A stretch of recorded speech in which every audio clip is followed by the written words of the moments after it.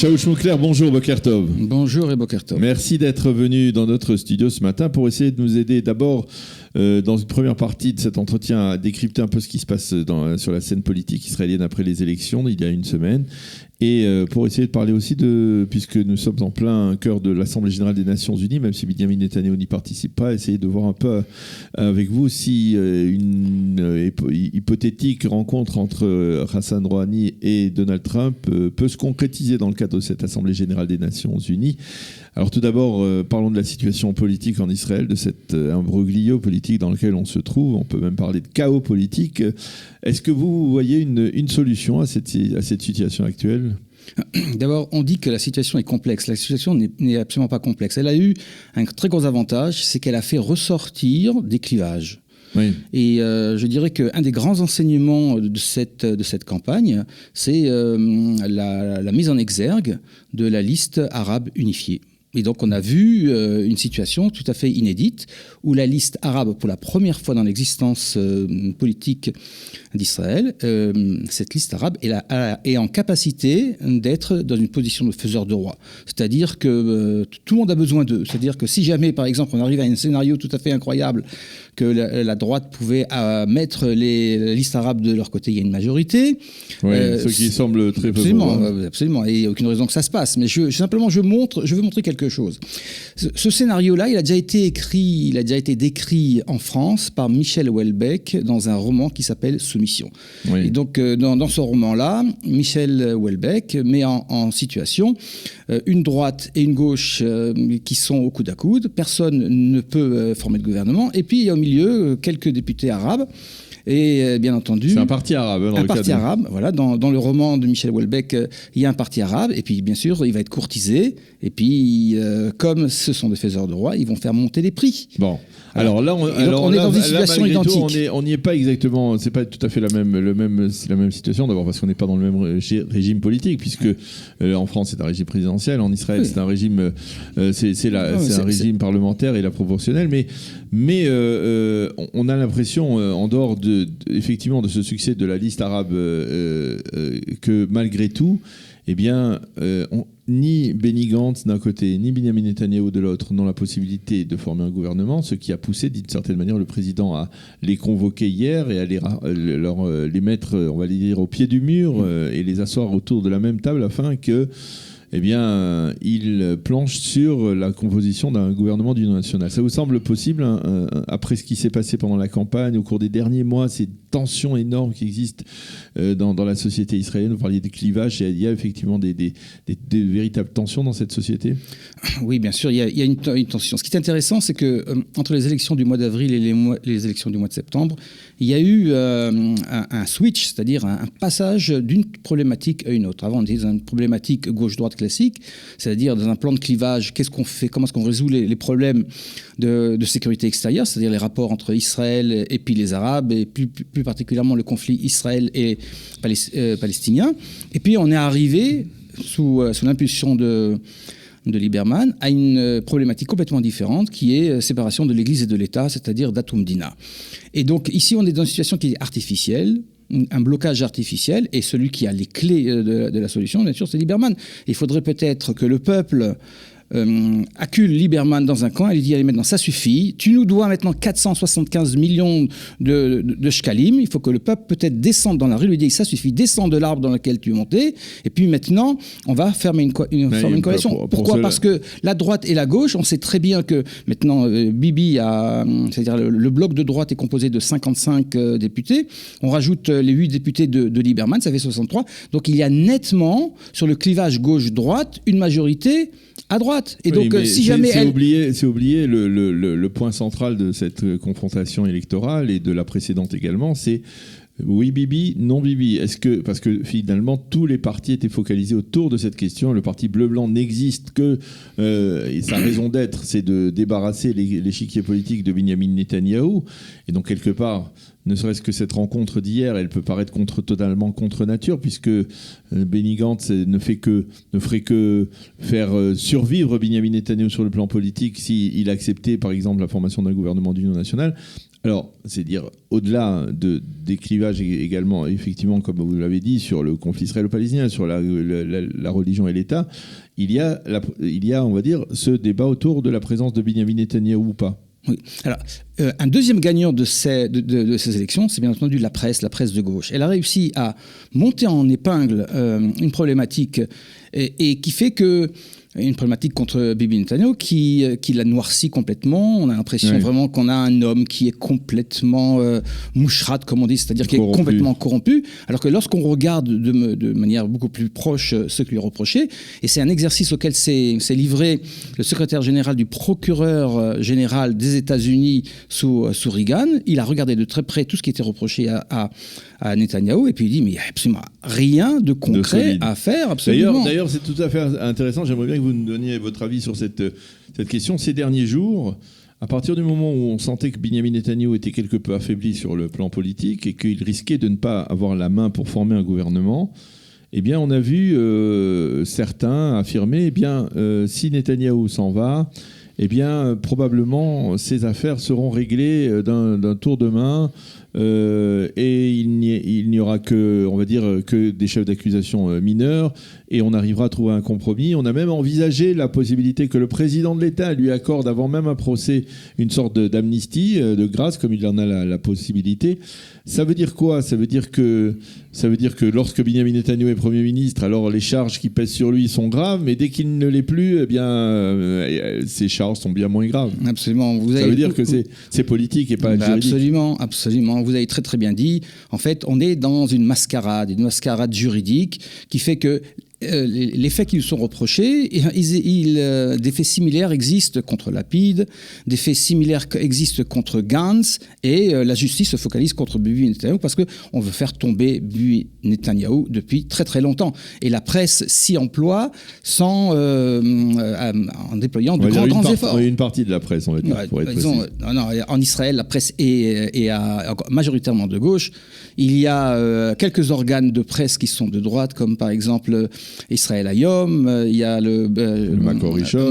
Oui, c'est ça, Makor Rishon, mais ils ne sont pas aussi influents que les autres organes de presse.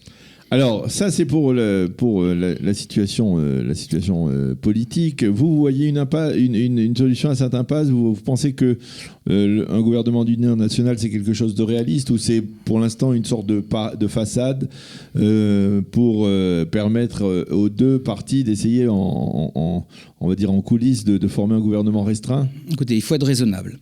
Netanyahou, c'est un homme qui a une stature d'État, il a une expérience absolument colossale, qui est absolument inégalable en Israël. C'est un homme qui dépasse de la tête et des épaules tous les autres députés, et en plus, personne ne lui arrive à la cheville.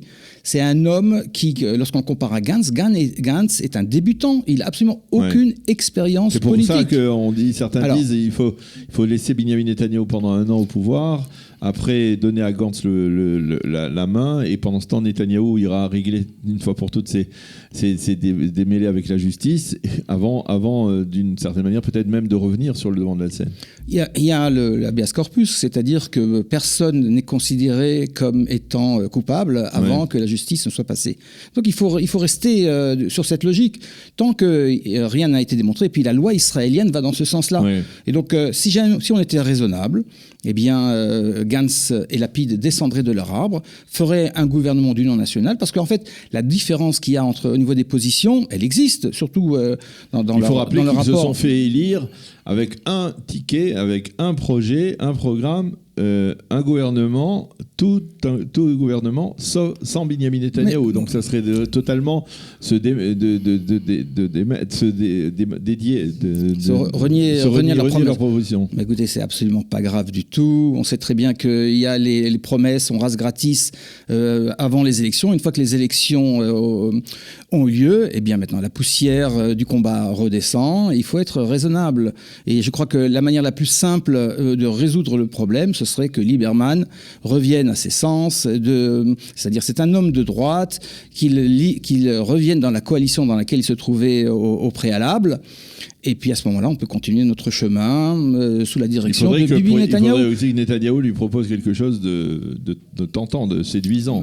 Écoutez, je crois qu'il a montré qu'il pouvait le faire, puisque c'est un petit parti de 5 avec 5 mandats. Et puis il y a eu le poste prestigieux de ministre de la Défense. Et puis il a promis beaucoup de choses et puis il n'a rien fait. Tout le monde doit ravaler un peu quelque part une partie de son ego dans toutes les formations politiques et essayer de trouver une solution pour sortir de la crise. Absolument. Il faut revenir à la réalité et surtout pas enlever Bibi, parce que Bibi Netanyahou, c'est le seul homme d'État qui a une stature d'homme d'État et qui a l'expérience nécessaire pour conduire ce bateau dans des eaux absolument complexes qui sont celles du Moyen-Orient. Alors justement, puisqu'on parle de Benyamin Netanyahou et de son expérience, en particulier l'expérience diplomatique, bien entendu, ça sera le grand absent, on va dire, de l'Assemblée générale des Nations Unies. On a l'habitude toujours d'écouter avec beaucoup d'attention son discours, ses interventions qui sont toujours très médiatisées et très impressionnantes, même il faut l'avouer parfois.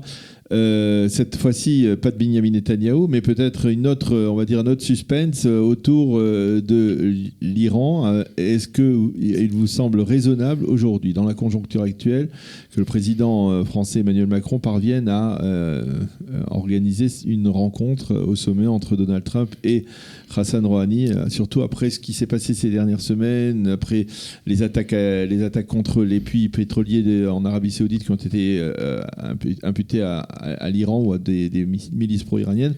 Est-ce que vous pensez que c'est possible ? Écoutez, le simple fait de pouvoir même évoquer cette possibilité montre que le monde occidental ne comprend absolument rien à ce qui se passe en Iran. L'Iran est dirigé par des ayatollahs. Les ayatollahs sont des théologiens et donc ils raisonnent de manière théologique, de manière religieuse. Pour bien comprendre ce qui se passe avec l'Iran, il faut introduire la religion dans l'équation de la religion. Tant qu'on enlève la religion de l'équation, on ne comprend pas. Alors, pourquoi est-ce que la religion joue un rôle aussi important au niveau d'Iran ? Il faut comprendre qu'en Iran, ce sont des chiites, et les chiites, au contraire des sunnites, ont une approche du temps qui est complètement différente. Les chiites sont des messianistes, et donc la réalisation de la religion chiite passe à travers le Messie. La réalisation de la religion pour les sunnites, c'est le retour en arrière, c'est le califat tel qu'il était au niveau de Comment on fait ce lien avec alors très bien. Alors, donc, la difficulté, c'est quoi ? La difficulté, laissez-moi avancer un petit peu pour qu'on arrive dans la chute à bien comprendre la situation dans laquelle on est. Pourquoi est-ce que les Iraniens ont bombardé les raffineries de pétrole saoudiennes ? Parce que ça, c'est quand même un acte de guerre. Bien sûr. Ça me fait penser un petit peu à la fable du scorpion et de la grenouille. Vous savez, il y a une inondation, les deux doivent se sauver. Le scorpion dit à la grenouille, écoute, je vais monter sur ton dos, et puis on va se sauver tous les deux. Alors la grenouille, elle est un petit peu réticente, parce qu'elle sait très bien qu'elle va pouvoir recevoir une piqûre mortelle du scorpion. Le scorpion lui dit, écoute, on va se sauver tous les deux. Au milieu du gué, eh bien, le scorpion pique et les deux meurent. Il lui dit, mais qu'est-ce que tu fais ? Il dit, écoutez, c'est ma nature. Donc, ce que je veux dire par là, c'est que les Iraniens, ils sont dans leur logique religieuse qui est de dater les temps messianiques. Et donc, le Mehdi, qui est le Messie, doit arriver. Et la seule manière de le faire arriver, c'est un temps apocalyptique. Et comment est-ce qu'on arrive à ce temps apocalyptique ? Eh bien, c'est à travers la course des armes nucléaires.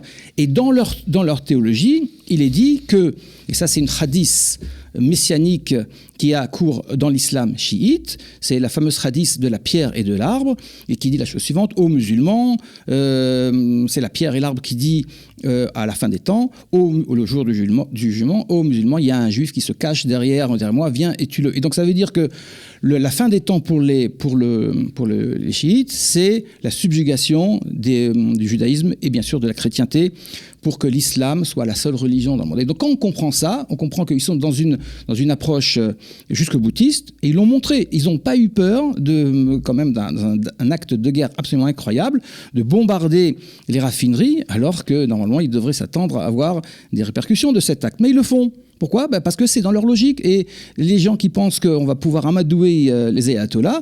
Lorsque vous dites les gens qui pensent, c'est Emmanuel Macron ? Oui, c'est tout l'Occident. C'est tout l'Occident qui ne sait pas lire la conduite des ayatollahs. Et malheureusement, l'Occident a simplement...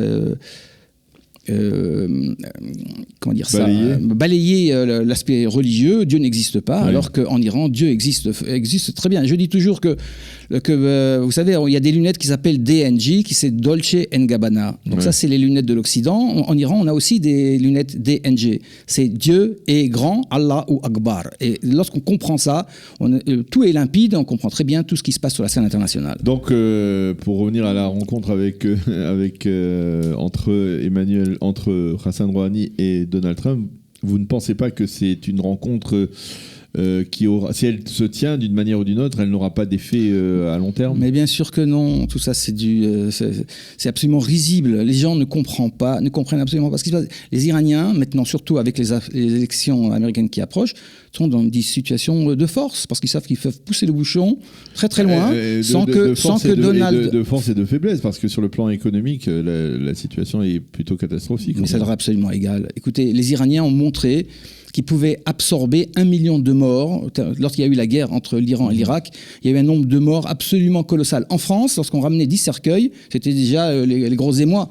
Donc on est dans des logiques complètement différentes. Et la différence, c'est que justement, il y a l'aspect religieux, c'est que lorsqu'on meurt avec les clés du paradis autour du cou, rappelez-vous, dans la guerre Iran-Irak, les Iraniens envoyaient des petits-enfants avec des clés du paradis autour de leur cou pour se faire sauter sur des mines pour ouvrir les chemins.